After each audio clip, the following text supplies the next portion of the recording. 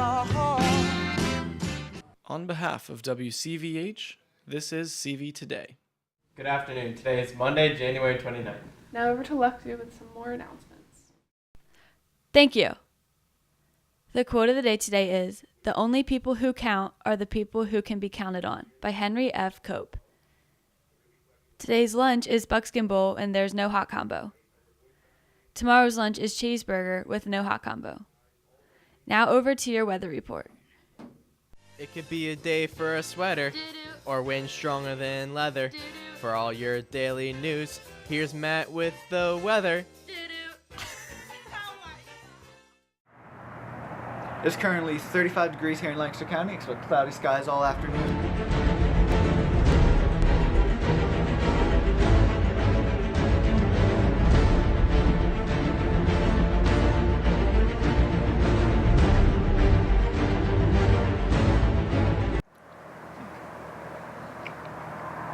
Oh yeah, today's low is going to be 33 degrees with a high of 46. Now we're at headline news.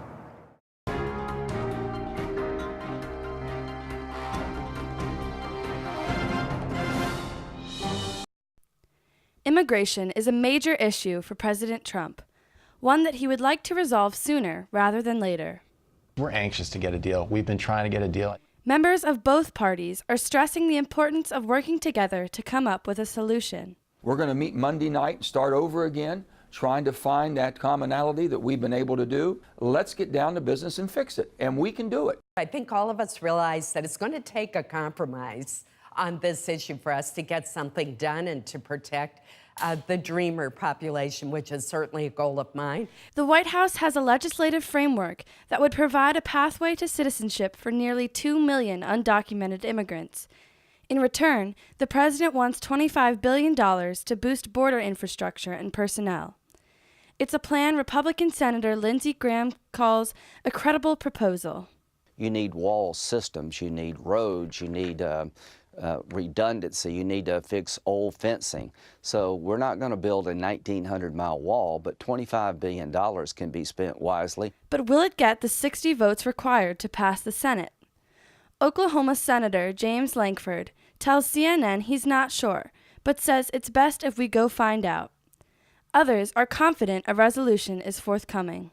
The one good thing that came from this mess last week is we're now focused on immigration. I think without the dust-up, we wouldn't have a commitment to move forward on February the 8th. And there's no way that anyone should be considering any more of a shutdown, even talking the nonsense of a shutdown. I'm Sophia Steed, reporting. Attention all students that are either turning 16 in the next few months or are older. Our driver's education courses are currently having open enrollment from now through Wednesday, January 31st. Please see Mrs. Young in the attendance office for information on enrolling. The next open enrollment period will be the first 3 weeks in May. Attention seniors, pictures are needed of you and your friends for the senior slideshow to be shown at graduation. It is important that we have these soon, so all pics must be sent to Diane_King@ConestogaValley.org by Thursday, February 15th.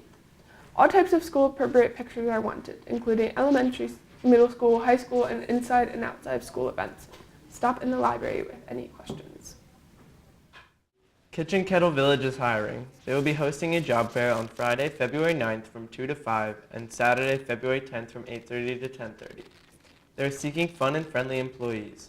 No Sundays, no evenings, flexible schedules, free pieces of fruit and drink and cookies every day. Would Carter Lamb and Theodora Dillman see Mr. A. Thomas by the end of the day today?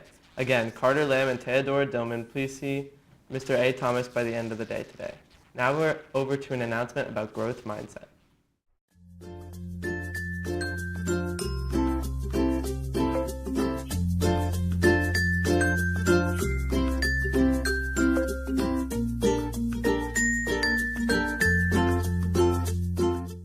And imagine that you are a tiger.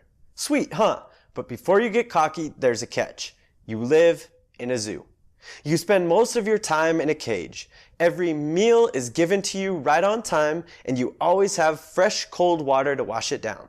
Your life is insanely easy. Everything is done for you. You are insanely safe. You always have protection. You're living that hashtag zoo tiger life.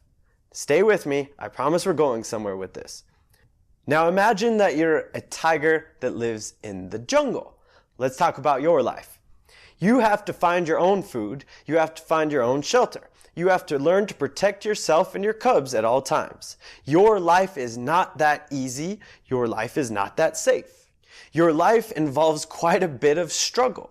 You live in the wild, and the truth is, it's really hard. Quiz time. What would happen if we took our friend the zoo tiger and put it into the wild?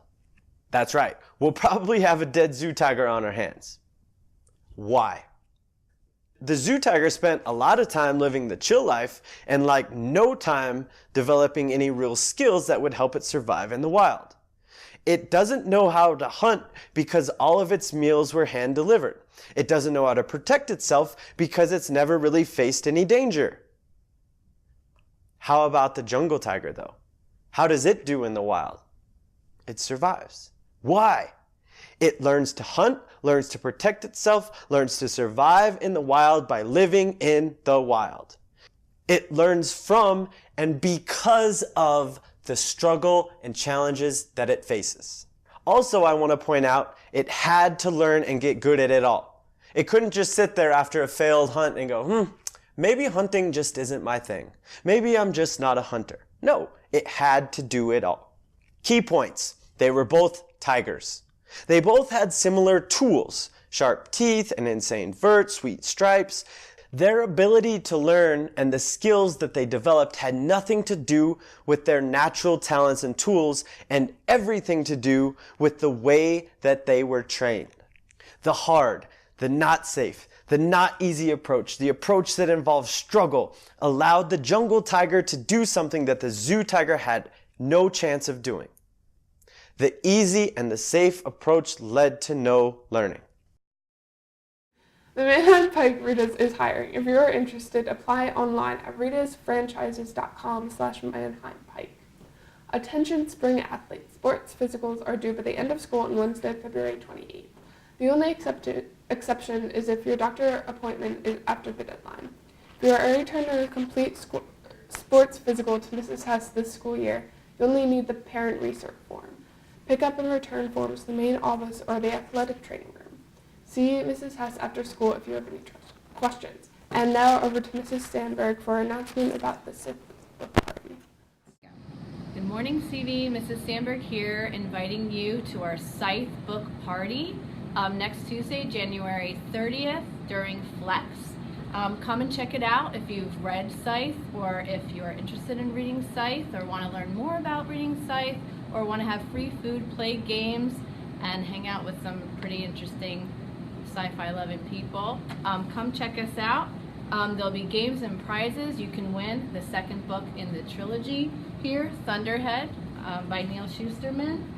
If you're interested in coming to our Scythe book party, make sure that you get a pass from your English teacher or the library signed, and you deliver this with you to our party. Come hang out with us in the library next Tuesday. Hope to see you there. Bye. Attention all music students who are attending the Chicago trip. There will be a mandatory meeting during Flex on January 30th for all participants. We will be selecting rooming assignments for the hotels. Attention all first semester ceramics students. All work has been fired and is ready to go home. Please stop by the ceramics room during Flex to pick up your work. Any work not claimed by Friday, February 2nd will be discarded. Thank you. Now over to CV Sports.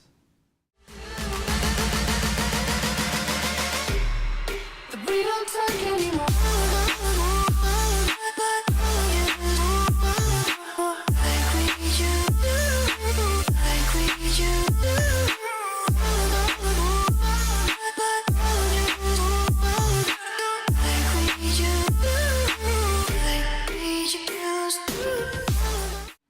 There's an away bowling match against Effort at 3:30, dismissal at 2:15.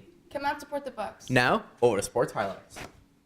Career in 2013, now a Pro Bowler representing the Minnesota Vikings.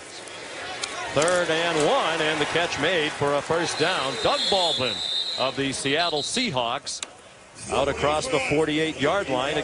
Teammate and punter. He'll get the hold for field goals and extra points. Roethlisberger deep down the field and intercepted by the Vikings, Harrison Smith. Harrison Smith may score. Delaney season wins in his 6 years, most of any quarterback in his first 6 years. That ball ricocheted up in the air after pressure from Von Miller. 50-yard field goal for Graham Gano. They can't move the ball from here. Draw play. Mark Ingram. You hear Russell Wilson yelling at him to get down. Leave time for another player the field goal, and they get the timeout with 4 seconds to go. Gano for a 40-yard field goal. And it is good on the final play of the first half. Close it up. T.Y. Hilton just kind of clearing it out outside for Jarvis Landry. And Derek Carr gives him a chance, and he goes up between 2 defenders. And like I said earlier, T.Y. Hilton, I don't know why, he's not a big receiver, but he tracks the ball, that deep ball, like a center fielder. He had a 44-yarder earlier in this quarter. Now trying to punch it in, and they do. LaShawn McCoy, the AFC touchdown. Minneapolis for our coverage all week long. Jared Goff in at quarterback now for the NFC. Second-year quarterback of the Los Angeles Rams. He's on against New Orleans, the longest playoff field goal in the league history. The ball's out. Cameron Hayward got there, and Von Miller recovered the ball. He was talking before the snap. You could tell he was about to go ahead. Look, he sticks that arm right in the middle of Dwayne Brown's chest, who doesn't play right tackle on a regular basis, and he's trying to close this game out. That's all the announcements we have for you today. On behalf of WCVH, I'm Tegan. Alongside Becca. And this is CV Today. Have a manic Monday.